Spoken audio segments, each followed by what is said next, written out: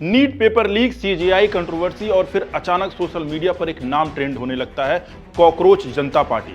लेकिन सवाल यह है, इसको बनाया किसने है और इसको बनाने वाला कौन है, उसकी हिस्ट्री क्या है?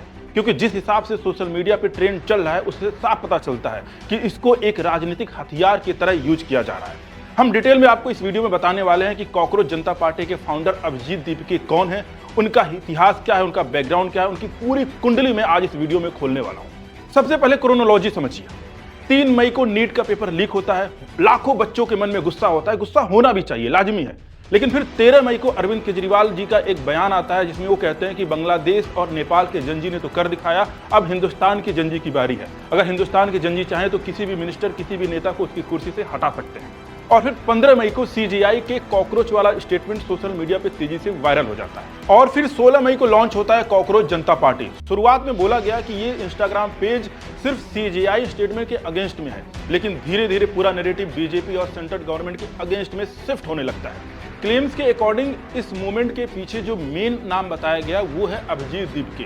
कहा जा रहा है कि ये बंदा यूएस से इस पेज को ऑपरेट कर रहा है और ये कोई रैंडम आदमी नहीं है, ये आदमी पहले भी आम आदमी पार्टी से जुड़ा हुआ था। क्लेम्स के मुताबिक अगर हम बात करें तो अभिजीत दीपके पहले आम आदमी पार्टी का कम्युनिकेशन एडवाइजर था और नैरेटिव स्ट्रेटजी और आईटी सेल को भी ये गाइड करता था। सिर्फ इतना ही नहीं, 2019 में इसके खिलाफ एफआईआर भी दर्ज हुई थी। एलिगेशन था कि फॉल्स न्यूज स्प्रेड करके कश्मीर में हुर्रियत टाइप सेपरेटिस्ट नैरेटिव को फ्यूल करने का भी कोशिश किया गया था।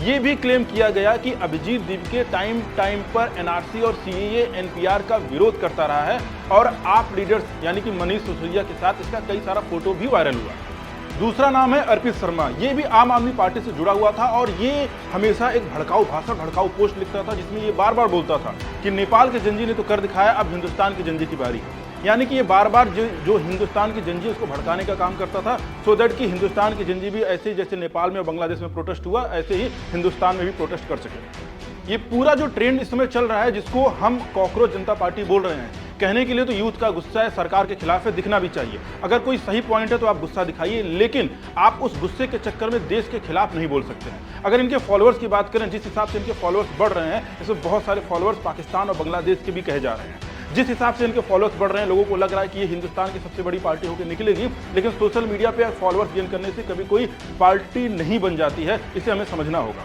और जितने भी जंजी, जितने भी लोग इस पार्टी को फॉलो कर रहे हैं, उनको एक बात अच्छे से समझना होगा कि जिस बंदे ने इस पार्टी को बनाया है उसका पॉलिटिकल करियर कैसा है, वो देश के बारे में क्या सोचता है। उसके जब अच्छे खासे फॉलोअर्स हो जाते हैं तो एक वीडियो में बना के बोलता है कि भैया अब हमारी बारी है कि हम बीजेपी को अनफॉलो करेंगे। इसने अपना एक वीडियो बनाया, वीडियो बना के इंस्टाग्राम पे डालता है और बोलता है कि भाई अब हमें बीजेपी को अनफॉलो करना है। सोचिए कितना बड़ा मुद्दा उठाया अगले ने कि भाई आप इंस्टाग्राम पे बीजेपी को अनफॉलो कर देंगे तो इससे क्या होगा कि जनता की या स्टूडेंट की या जिंदगी की जो भी समस्या है वो सारी सॉल्व हो जाएगी सिर्फ बीजेपी को इंस्टाग्राम पे अनफॉलो करने से।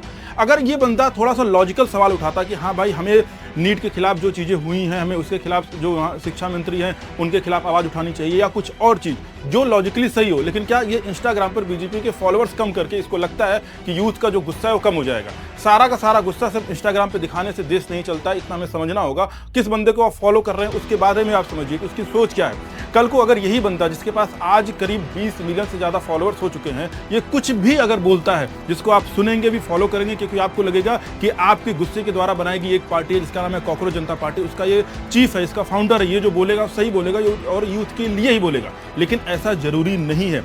एक बंदा जो यूएस में बैठा हुआ है, जो देश के बारे में कितना समझ रहा है कितना नहीं समझ रहा है, हमें आपको नहीं पता है। आप उसे सुनेंगे और उसको फॉलो करने लगेंगे, तो इससे आप सोचिए कि किस दिशा में आपको कोई एक बंदा ले जा सकता है। अपने गुस्से को सही दिशा में ले जाइए, आंख बंद करके किसी की भी बात को या किसी भी पार्टी को फॉलो मत कीजिए, फिर चाहे कोई भी पार्टी क्यों ना हो।